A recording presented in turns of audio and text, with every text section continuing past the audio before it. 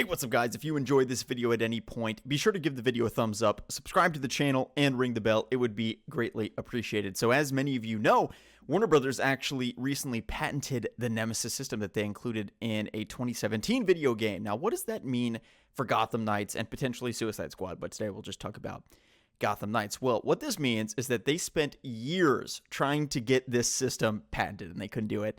All their patents were getting denied. And I think that ultimately probably the patent should have been denied nonetheless, but somehow they paid millions of dollars and basically got the patent now. Okay, so the Nemesis system is patented, and because they spent so much money and so much time and so much in lawyer fees to get the Nemesis system, they're not going to put that to waste.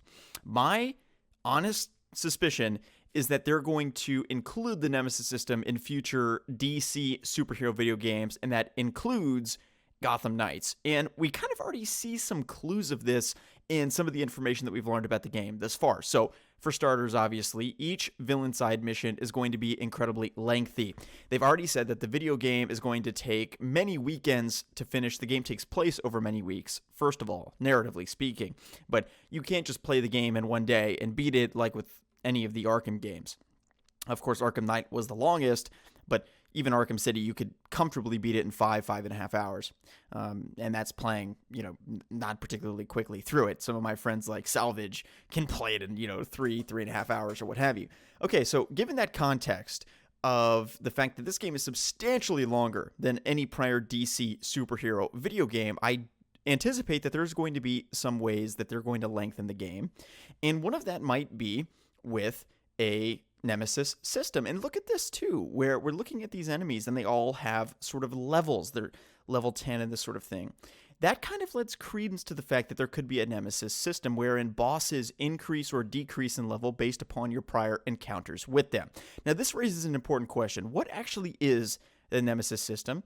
And the answer is it's kind of dependent upon, how they would want to interpret in the game. But the patent in particular is for a vengeance-based system wherein enemies remember your past encounters with them and respond to those past encounters, and you build sort of relationships with NPCs, and the NPCs have hierarchies in systems based upon your prior encounters with them. So this is all very complicated and kind of obtuse. What it really means or what it could look like, I'll get into in just a little bit, because I think that there's a lot of potential for the Nemesis system and Gotham Knights. So, for instance, with Mr. Freeze here, let's say that we defeat him in this encounter. Mr. Freeze in a future encounter would recollect that, and let's say we use some tactic or strategy or something like that to defeat Mr. Freeze. He could recall that, and then in your next encounter, you couldn't use that. Kind of similar to the Arkham City boss fight, actually, where the character is not just, totally flat and pre-scripted. It actually, the Mr. Freeze that you play against is dependent upon your prior encounters with him and whether or not you defeat him or lose to him, and he can go up or down in that hierarchy of villains. So let's say perhaps there's a villain that we frequently cannot defeat, the other interesting thing about the boss fight system in the Nemesis system is that you actually lose boss fights. So if you're playing Batman Arkham City back in 2011 and you lose the boss fight to him, then, the game restarts at the last checkpoint and you just try again. In this system, with the Nemesis system, you actually do lose boss fights. You get one chance, and if you lose the boss fight, then that boss becomes stronger. They move up in the hierarchy. They recall that encounter. They're going to taunt you the next time you see them, that sort of thing. So it's a fundamentally different game design perspective than what we have in this game, and I, for one, am 100% all for it, because as much as I love the side missions in the Batman Arkham games, it does very much so feel like they're a little bit pre-scripted, a little bit flat. And one way that you can actually make the side missions interesting is that if all of these villains are ranked amongst a hierarchy wherein, every villain respects the other if they're able to defeat the Bat family. In other words, let's say that Mr. Freeze defeats us like 3 times in a row and he continues to go stronger, grow stronger, get more control over the city with his, little like ice contraption thing that he has, whatever. If he does that, then he gains the respect of the other villains and he moves up in that sort of hierarchy of Gotham's most wanted or what have you. So I think that the Nemesis system could play a really profound role in the game, and honestly, based upon the way the game is crafted, where it's very obvious that the Court of Owls are the main villains of the game, narratively speaking, from a plot perspective. But if there was a side mission perspective wherein, Mr. Freeze and the Penguin and Two-Face and all these sort of things, I mean, I can just imagine where the Nemesis system would have greatly enhanced Batman Arkham Knight, who, Batman Arkham Knight side missions were pretty flat, I would say. Most of them not particularly interesting. Two-Face was robbing banks, Penguin was stealing guns. It wasn't necessarily the most exciting thing in the world. Also, watching this gameplay, isn't that weird how you have to press a button to, like, walk through the, shimmy through, whatever, who cares? Okay, it's not that big a deal. So, I think that the Nemesis system would actually work really well for the game. And again, going back to the business side of things, they spent so much money trying to get this patent that now I'd be shocked if they didn't utilize it because it was so expensive for them to do. And clearly, if they fought so hard to get the patent, then it's they have some broader plan for it. They want to make this a staple of Warner Brothers video games, whether that be Hogwarts Legacy, whether that be this game, whether that be Suicide Squad. I think that Suicide Squad would also benefit from it. Moreover, we've seen an article from, I believe it was IGN, but I don't mean to misquote them, that, the games as a service model is going to be huge for upcoming DC video games, or Warner Brothers video games. Now, the developers of Gotham Knights have said outwardly and openly that this game is not a games as a service title.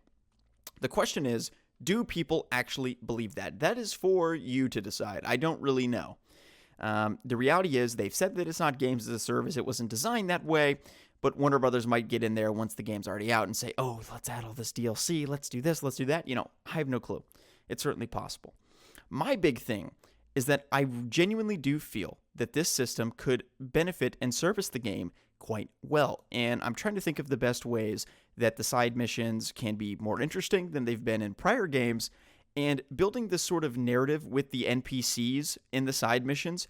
Even, let's say, take these sort of C-list villains underneath the main villains who are not necessarily Mr. Freeze, but, just other NPCs and this sort of thing.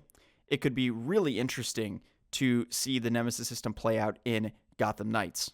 Additionally, it could work within the Court of Owls. If there are multiple talents, if there are multiple villains within the Court of Owls, we could have different relationships with different NPCs within the Court of Owls so that, the organization looks upon you differently based upon which person within the organization you're fighting against. There's a whole number of directions that it can go. And then additionally, that raises the question, well, does, Batgirl versus Red Hood versus whoever have, sort of a different view? Do they rank differently in that hierarchy, or is it just the way in which they perceive the Bat family? So, I'm getting kind of into the weeds a little bit. I don't mean to go there too much. I think it's kind of an aside from the broader question, but it certainly seems that there is a legitimate possibility that the Nemesis system or something like it is included in Gotham Knights. And that leads me to wonder in the comment section below, how would you want to see the Nemesis system implemented? Again, it's difficult because I know most of you haven't played, the prior game that has included that, and I don't necessarily recommend it. It sold kind of mediocre, and it wasn't necessarily highly received. But as a result of that, I'm just genuinely interested to hear how you guys think that they could evolve the side missions and, again, just sort of build out those interesting character moments where the enemies respond to you and what you do. I personally would love to see some new things there with the side missions in particular. So thank you guys so much for tuning in. If you enjoyed this video, be sure to give it a thumbs up, subscribe to the channel, and ring the bell. See you guys in the next video. Peace out.